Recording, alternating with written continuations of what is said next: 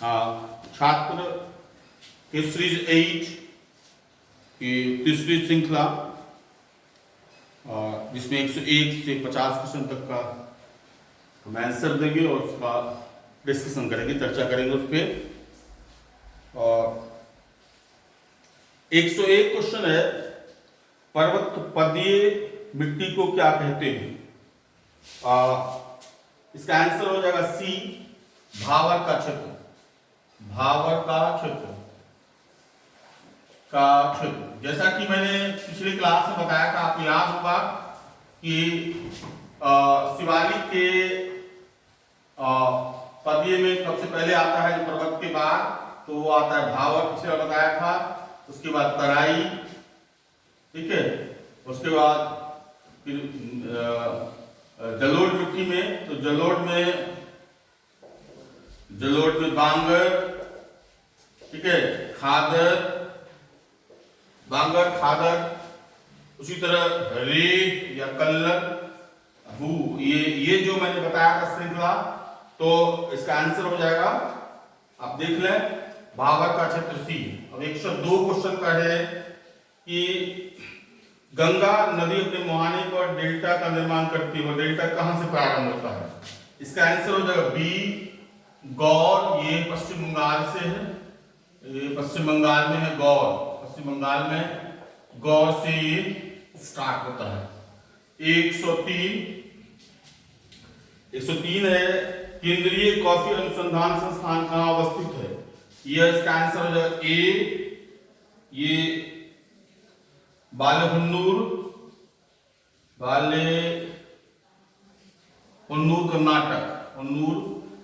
कर्नाटक, ये इसका आंसर हो जाएगा।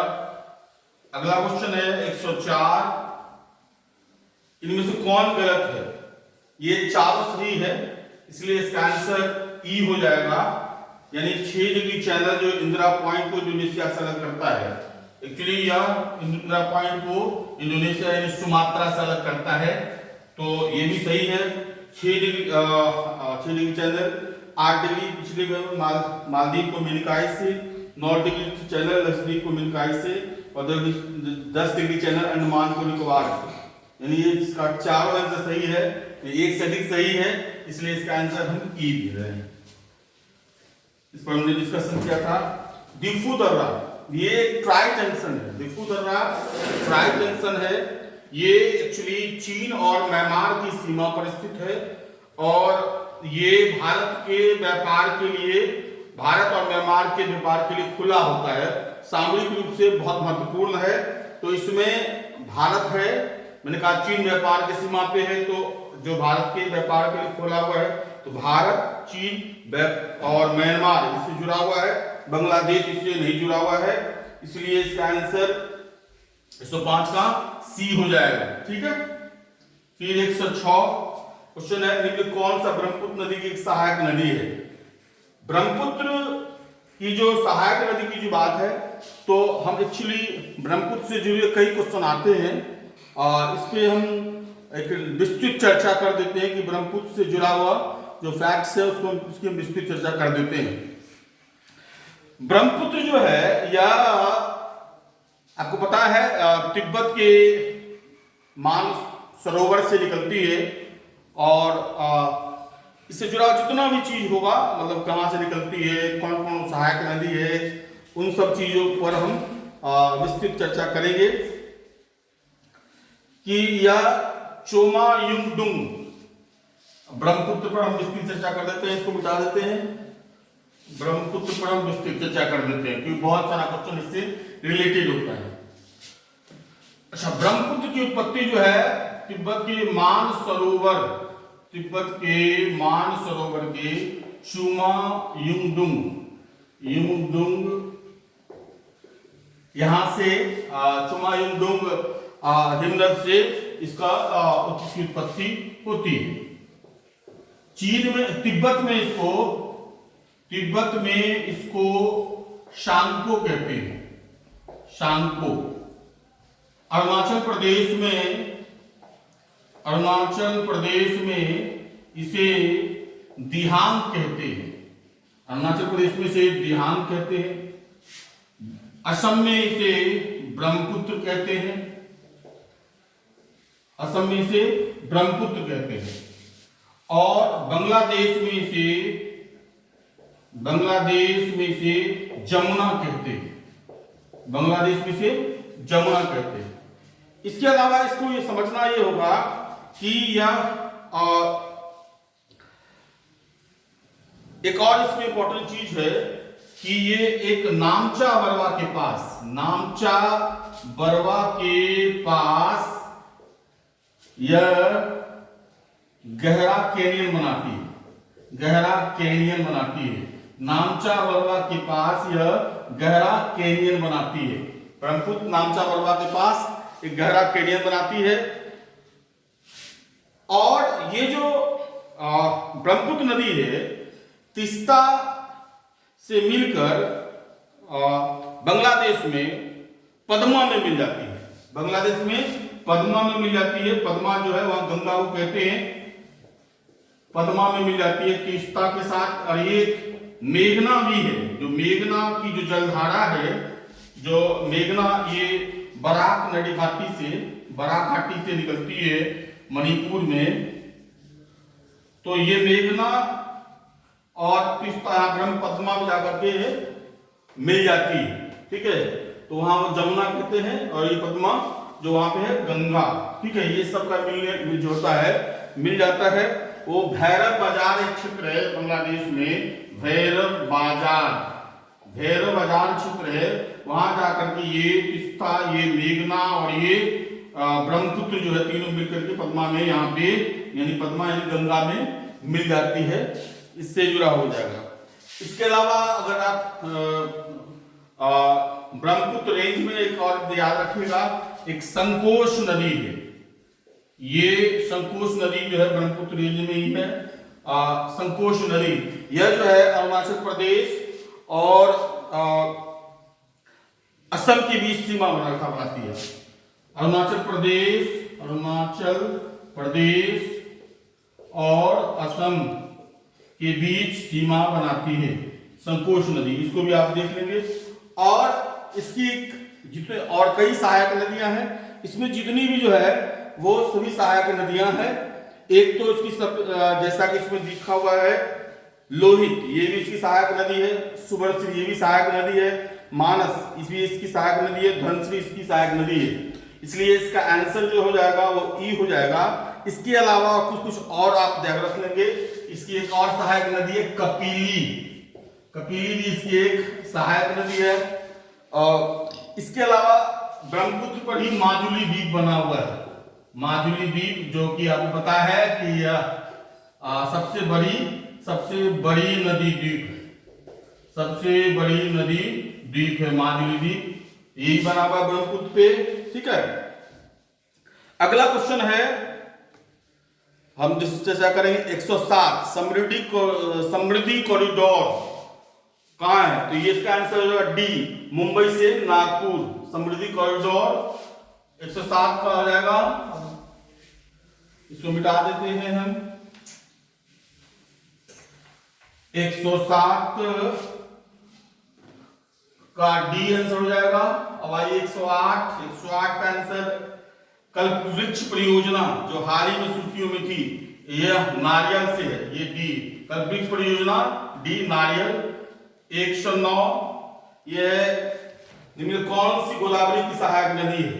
गोदावरी की सहायक नदी है चारों। इसका भी आंसर ई हो जाएगा क्योंकि इसमें जो प्राणहिता है, इंद्रावती है, मंजीरा है, ये प्रावरा है, ये चारों सहायक नदी है।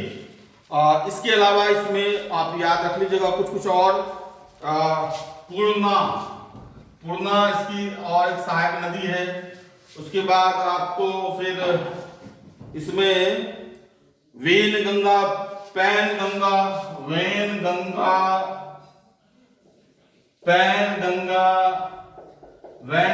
पैनगंगा भी इसकी सहायक नदी है।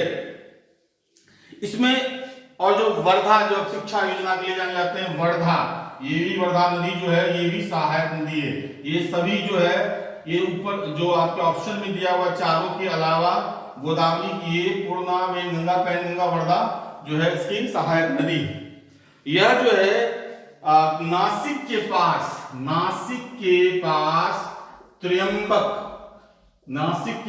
त्र्यंबक से निकलती है, त्र्यंबक घाटी से निकलती है, यह त्र्यंबक से निकलती है।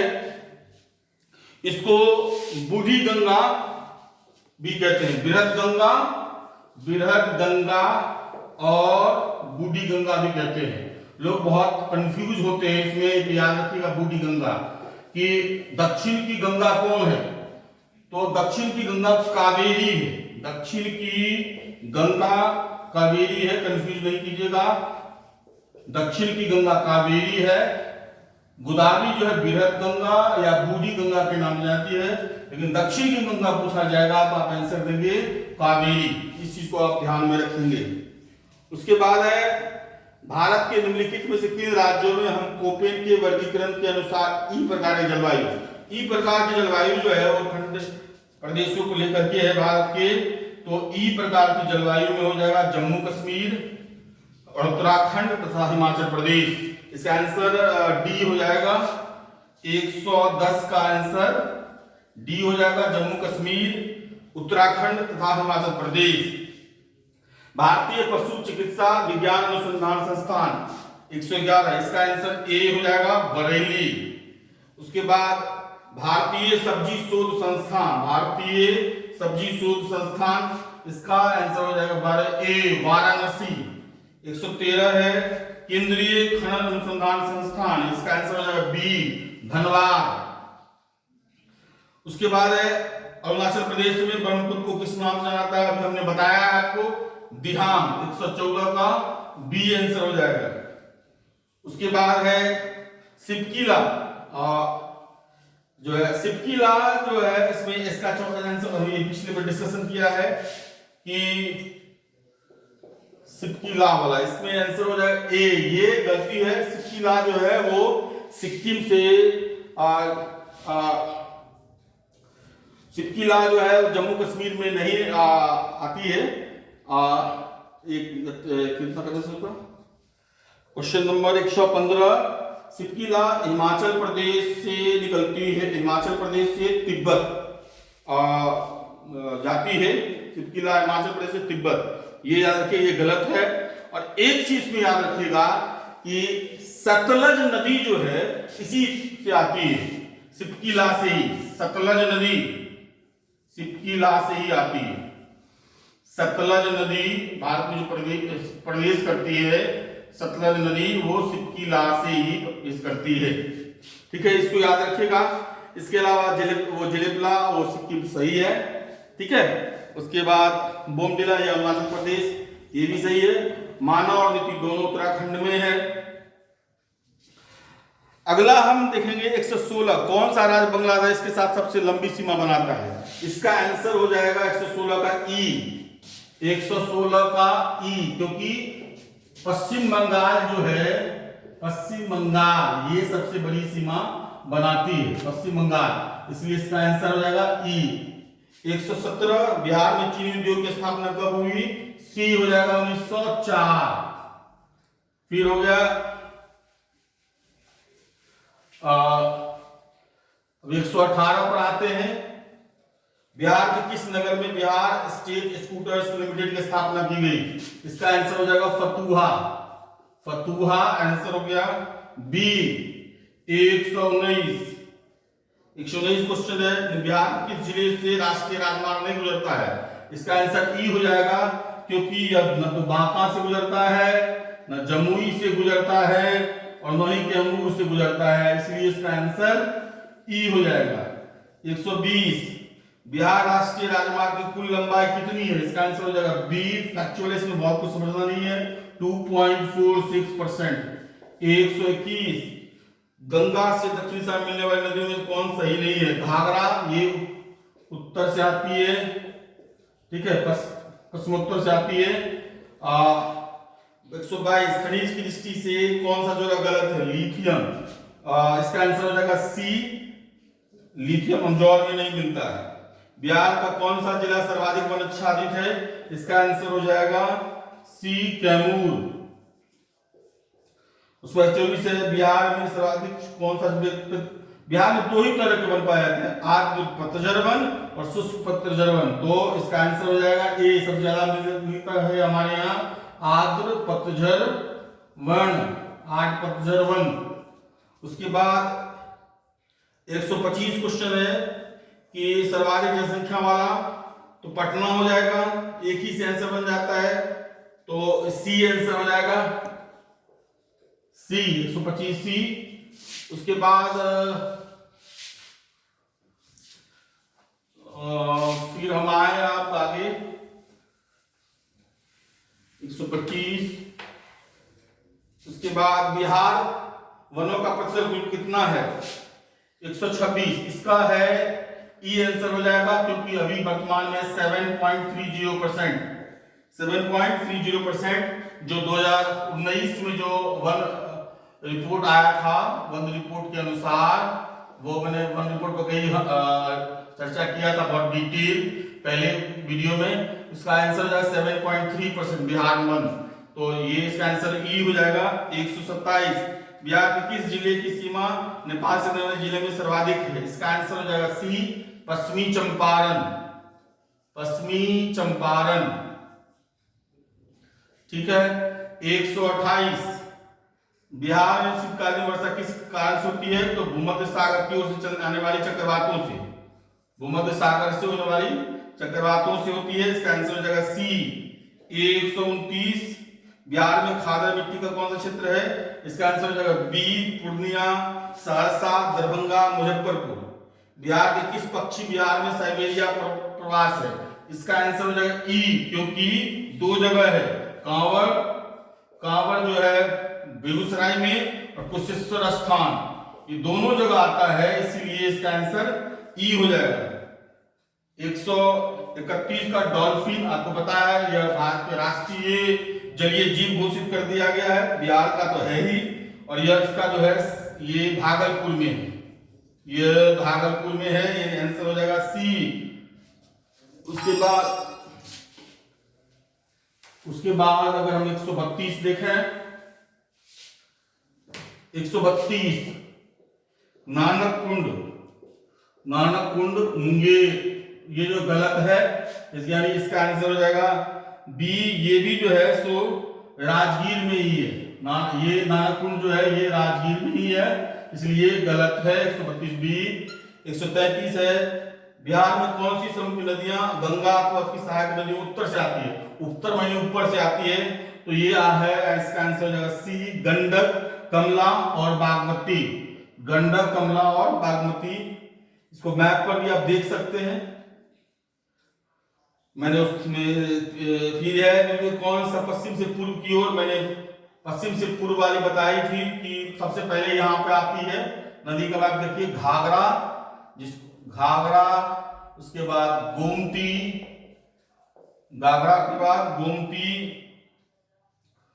घाघरा गोमती, फिर आती है गंडक, और उसके बाद है कोसी, और कोसी के बाद महानंदा, यही है, ये पश्चिम से पूर्व की ओर है। फिर तो इसलिए 134 का आंसर हो जाएगा बी। 135 बिहार में कुल कितने जिले नेपाल की सीमा से लगे हुए हैं, इसका भी आंसर है बी यानी 7। 136 बिहार में प्रति व्यक्ति वन भूमि का औसत प्रतिशत कितना है, तो 0.04 हेक्टेयर, इसका आंसर हो जाएगा, इसका भी आंसर हो जाएगा बी।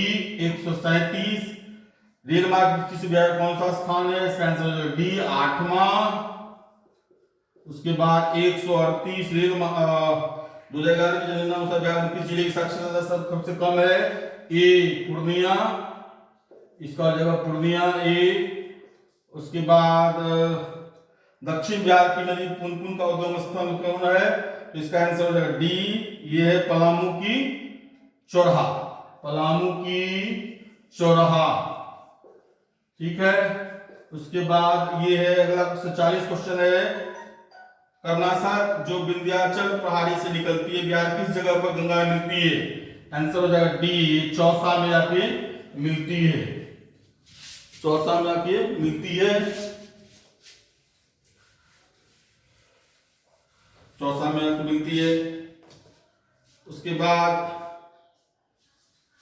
141 बिहार में कल्याणपुर सीमेंट लिमिटेड नामक सीमेंट कारखाना कहाँ स्थित है? इसका आंसर होगा सी, बंजारी। उसके बाद 142 का हो जाएगा बिहार में कहाँ भारत वैगन लिमिटेड का रेलवे वैगन प्लांट स्थित है? या मुजफ्फरपुर और मोकामा में। मुजफ्फरपुर और मोकामा में ये दो जगह है, ठीक है, मुजफ्फरपुर और मोकामा में। 143 का छोटा नागपुर पठार मुक्त क्या है? मैंने पहले ही बताया था कि यह आर्कियन सबसे पुराना ये है, आर्कियन। इसका आंसर हो जाएगा ए, आर्कियन। इसका आंसर बी, ठीक है। 144 क्योंकि मैंने कहा चट्टानों से संबंधित आप ठीक से कर लेंगे, भारत और बिहार के दोनों संदर्भ में बराबर ये पूछता है। बीम बांध अभयारण्य किस तरह का वन है? तो ये बी हो जाएगा, शुष्क पतझड़ वन, शुष्क पतझड़ वन। उसके बाद है बिहार में लेटेराइट मिट्टी किस भाग में पाई जाती है? तो छोटा नागपुर के पठार के उत्तरी भाग में, इसका आंसर बी हो जाएगा। 146 गंगा के उत्तरी मैदान में कौन सी पहाड़ी स्थित है? सोमेश्वर पहाड़ी। सोमेश्वर पहाड़ी ये जो है आप पश्चिमी चंपारण में के पास है और यह हिमालय का ही पर्वत है, यह हिमालय पर्वत का एक हिस्सा है, ठीक है। यानी ये मुर्दार पर्वत है, इसको याद रखिएगा, मुर्दार पर्वत या वलित पर्वत है। कौन? सोमेश्वर। और भारत की सबसे, बिहार की सबसे ऊंची पर्वत है, ठीक है, इसको भी आप रखिएगा। 147 फाल्गु से छोटा नागपुर पठार से निकलती है बोधगया नदी किस नदी से मिलकर विकराल रूप धारण करती है? इस नदी का नाम है ए, मोहन। मोहन। उसके बाद 148 बिहार राज्य विद्युत कंपनी ने वर्ष 21-22 तक कितनी उत्पादन क्षमता हासिल करने का लक्ष्य बनाया है? इसका भी आंसर हो जाएगा बी, 148 का। ये सोननाथ पूर्वी कमान ये वारुण से है, ये वारुण से पूर्वी, वारुण से और पश्चिमी डेरी से पूर्वी वारुण। और 149 है 4630 मेगावाट ये जो है, और 150वां है नवादा जो है, यहाँ पे अवरक्त मिट्टी है और इसलिए वो चमकती हुई नजर आती है। पहले वीडियो दूसरे वीडियो में मैंने बहुत काफी डिस्कशन किया था। अगली श्रृंखला में हम टेस्ट सीरीज 9 की चर्चा करेंगे। आज के लिए इतना ही, धन्यवाद।